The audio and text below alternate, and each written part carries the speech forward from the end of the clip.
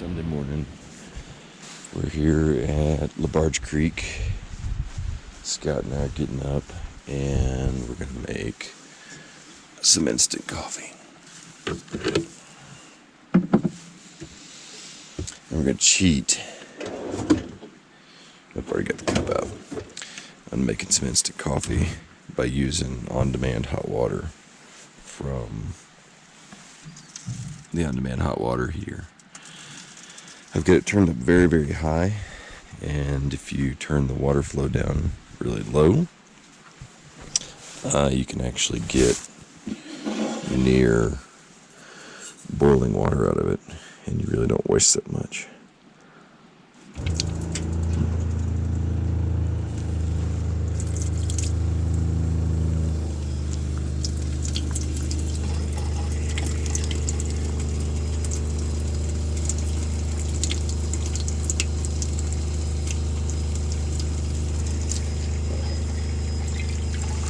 See that or not, but it's right at boiling.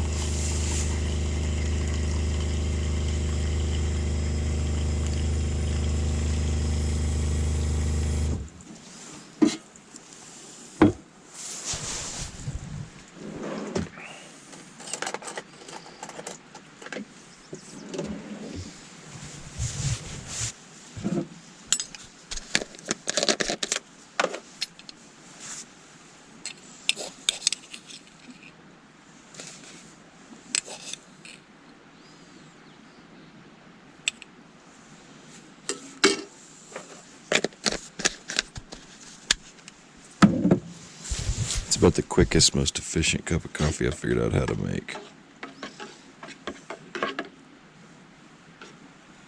And it's really close to the temperature that I drink it, which is pretty hot.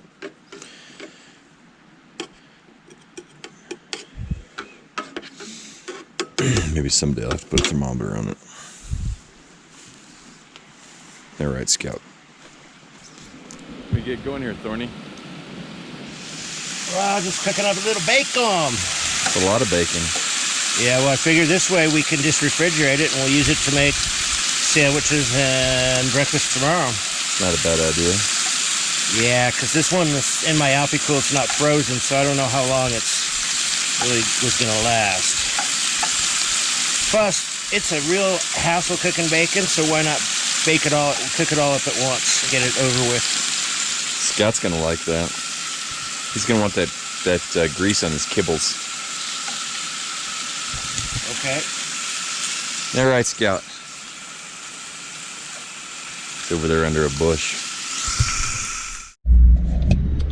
All right, we're leaving this campsite here on the lower LaBarge Creek. We're going to head on up LaBarge Creek into Gray's River.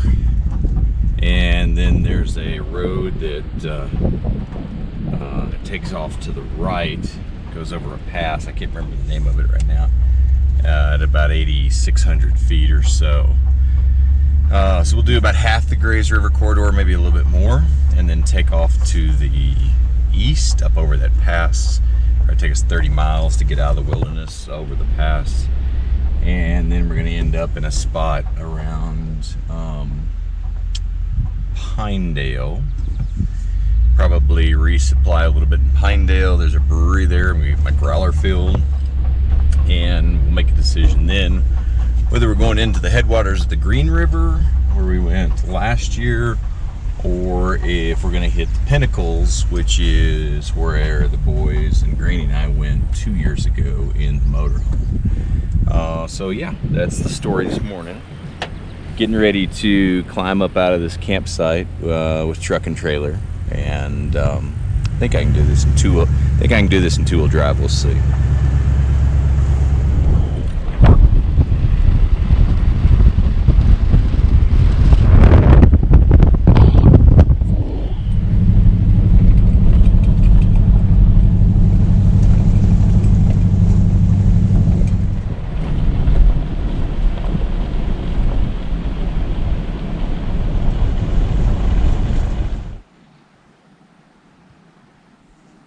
Here goes Steve on a long walk of shame to an outhouse in the middle of nowhere.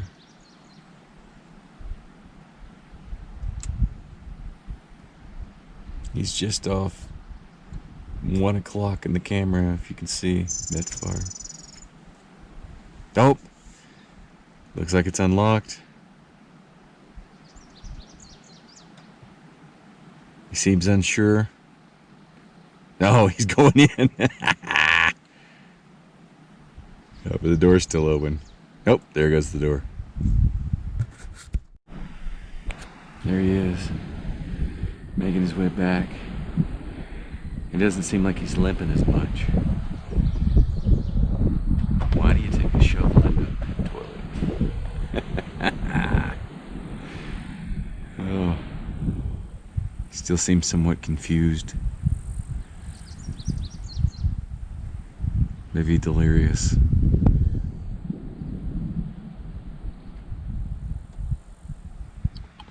Come again? I'm very thankful to the Cowboys for building that. It's like a shrine. You looked a little unsure there when you first opened the door. Well, the lock was all broken and everything, so I had no idea what to expect when I opened the door. A black bear come charging out.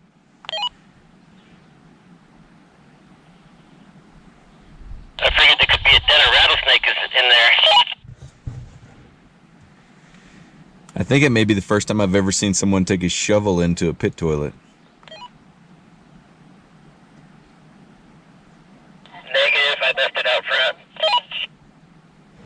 Oh, was that a precautionary measure? Yeah, I figured if it was locked or dilapidated, I would just go up behind there. Roger.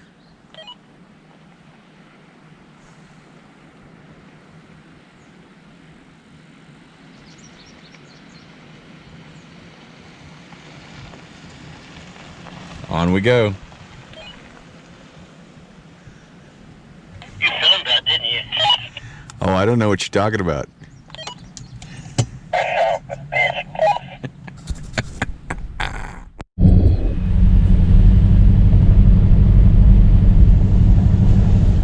So many wildflowers out in this meadow. Yellows, and purples, and whites. Really pretty. I think that's what this person's doing, is out filming some of it.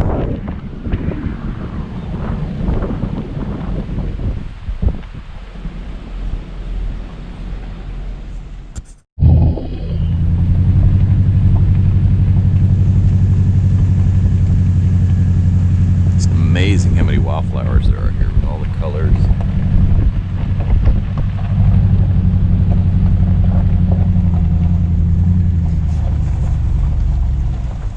Oh yeah, I gotta get a picture of that myself. Grabbing some photos here of these wildflowers. This valley is something else.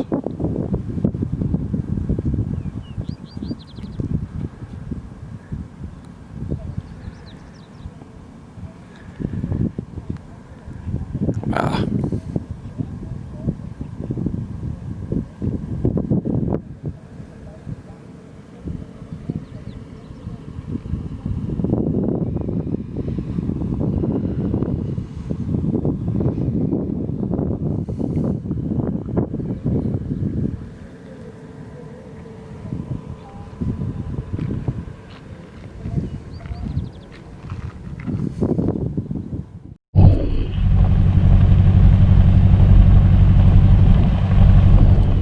So 3 weeks ago when the boys and I came through, there was still snow. In fact, in one of the previous videos that'll get posted that you'll see, there's a spot where we actually had to bypass snow that was across the road because it was impassable. So now all the snow's gone, and in that 3 weeks, these wildflowers have just exploded. It's pretty amazing to me how much this valley has changed, or this river corridor has changed in 3 weeks. To go from having snow here to just being overrun by wildflowers in such a short period of time. I can't wait to show the boys the update video. Pretty crazy how fast that these high mountain valleys and meadows have to make the most of summer. You know, as soon as the snow lets go, they really have to get to it as far as their summer growing season, because it's so short. Alright, we found a spur road here off the Grays River Road. Looks like it goes up and makes a gigantic loop. It gets up on top and then comes back into the Grays River Road back behind us a ways. So we're gonna go check it out since we got no agenda. May end up camping up there tonight, we'll see. Looks like a cool way to get off the beaten path even more. As if we weren't already off the beaten path. Now we're gonna go deep into it. I'm gonna shift down into low range for climbing.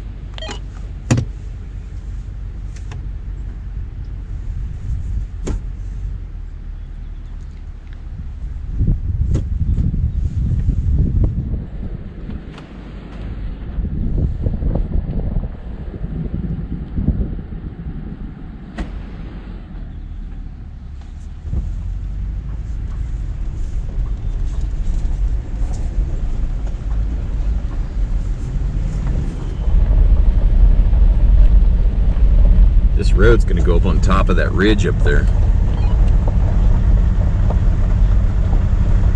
Yeah, I bet there's gonna be some pretty awesome views up there.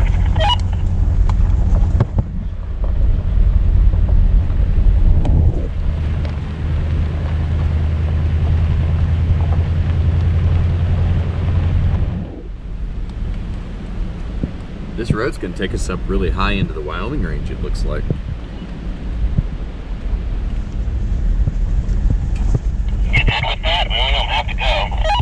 No, I think it's awesome. We didn't get to explore any of this previously. Yeah, no, I mean, Grayboat just blew through here.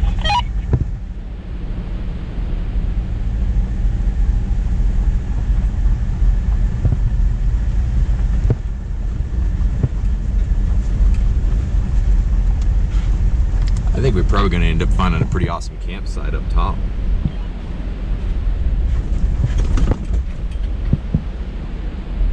I doubt there's gonna be any travel trailers up there.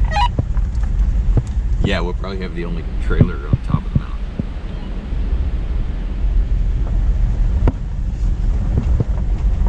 You might even be able to boost signal from Pinedale once you get up on top of the ridge. Yeah. If we can find a nice campsite early, maybe we set up camp. Give me an opportunity to take Scout for a trail run. We can kind of explore around a little bit, maybe even find a hike or something. Sounds good to me.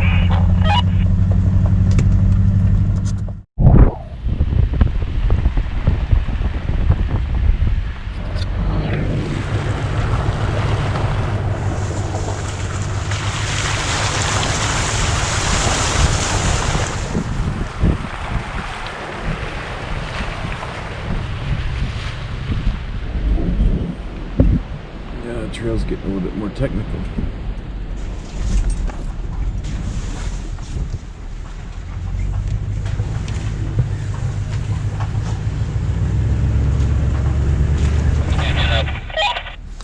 All right, there's a junction coming up. You're gonna make a left. Roger.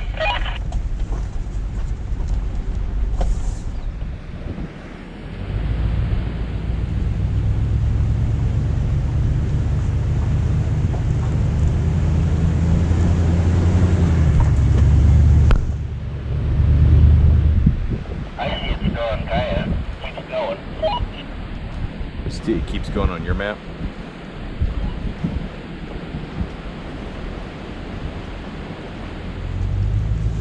Roger, I'm trying to follow it to where it is.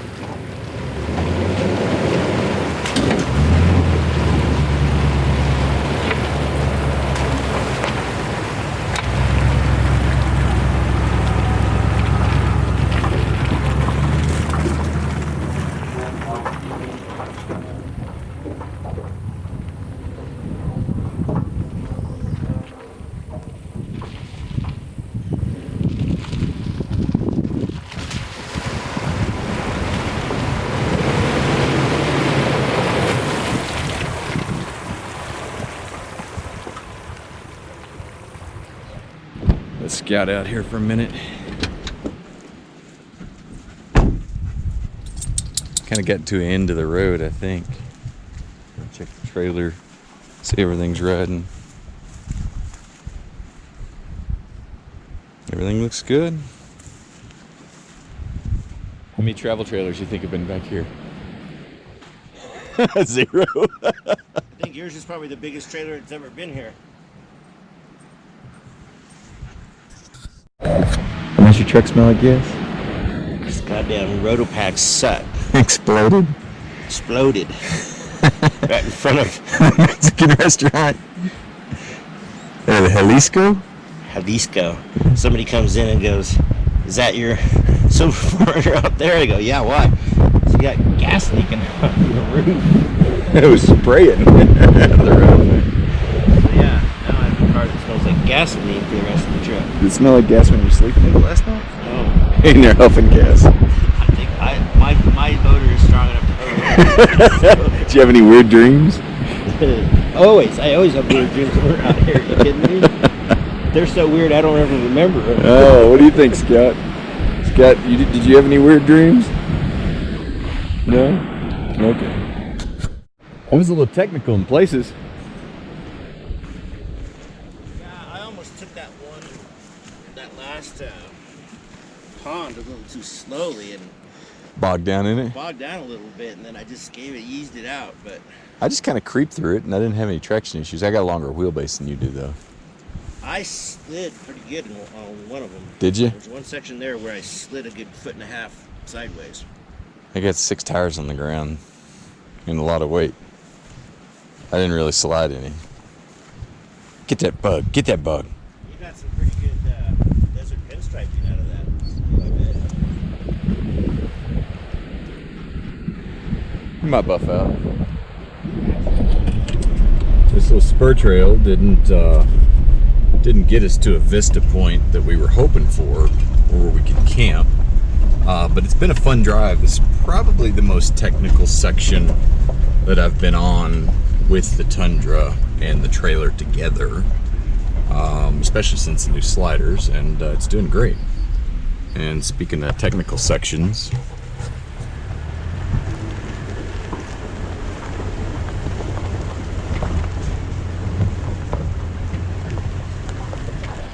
all right, Steve is gonna hike up to the top of that mountain over there. Scout and I are gonna run the perimeter of the meadow and then end up there, see what we can see. Ready, Scout? The Salt River range there. So this one's the Salt River and this one's the Wyoming range.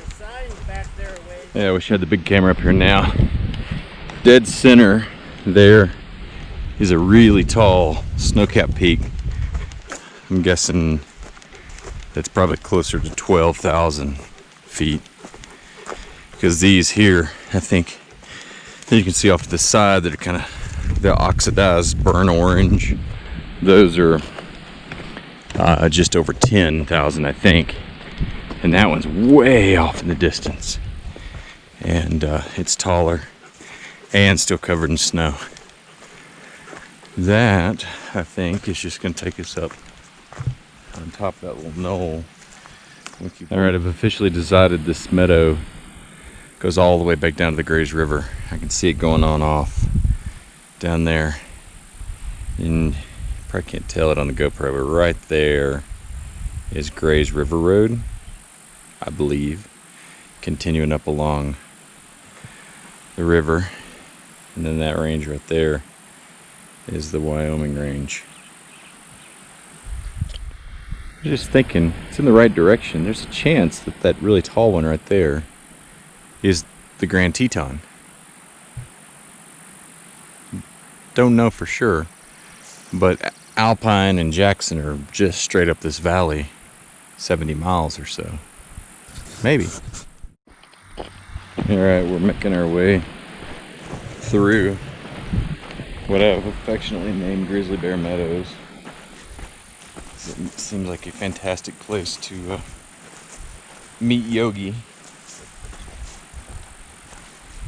And Making this big gigantic loop back to the camp, or at least the truck. I don't know if we're gonna camp there tonight or not. But this is awesome. I mean, the scale of this meadow, it's bigger than 2 miles long. And easily a half wide. And it's a huge, huge field of flowers, for sure. So, anyway, if I find anything interesting, I'll update you.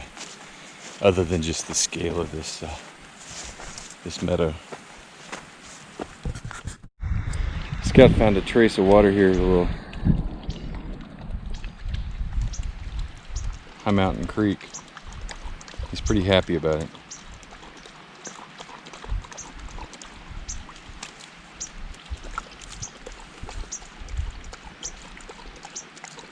Is that good?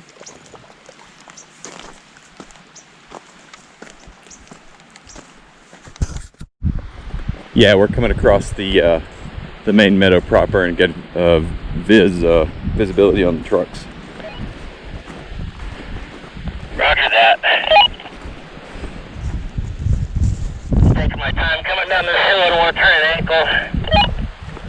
I think you should just try to tumble all the way down it. I'm such an idiot. I should have grabbed my trail sticks.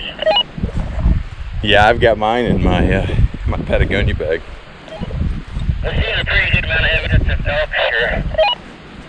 Yeah, I just saw a male antelope. Oh, cool. But I think there's a herd of elk because it's not cows. It's all over this. I mean, you can't walk across this meadow for hoof prints, though. Yeah, I don't think they're letting cattle on this part here. May have a massive herd of elk roll in about sunset.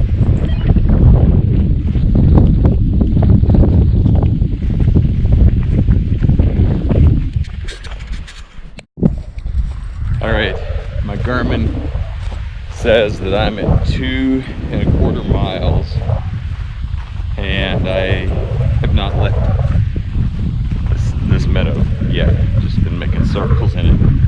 Actually, not going back. We're just going to one end, and now going back to the trucks. And I've probably got at least 1/10 to the trucks, if not 1/4. So it's going to be every bit of 2.5. And it goes on that way just past the trees behind our truck for at least another half. So I'm going to say it's a 3-mile long field of wildflowers at like between 8,000 and 9,000 feet, just off the Grays River, but in between Salt Range and the Wyoming Range. I can't remember if it's Salt or Salt River. Thornton is up on that ridge somewhere, and we're just making a straight shot, beeline back to the trucks. Guarantee it, 2 weeks ago there was snow here in this meadow.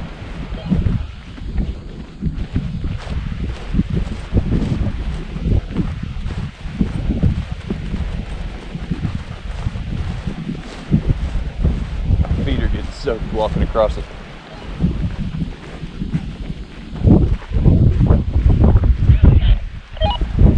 Yeah, the low part in the middle is standing in water. Maybe I'll work my way around the edge. Yeah, if you come right through the middle, it's kind of cool because it's got this really red moss in the middle, but it's a little soggy. Are your feet just getting damp, or are they getting super soggy? I avoided the deepest spots, so they're just kind of soggy. Roger. All right, so a little after hike, we cooked up a New York strip. We cut it into strips. Some onions, mushrooms, black olives, bacon, and then we threw it on some taco shells with Tillamook cheese and a little salsa verde. And it's a little nice afternoon after hike. Is it good? Those are some good cowboy tacos right there. think the bacon makes it. Mm-hmm. That and the salsa verde.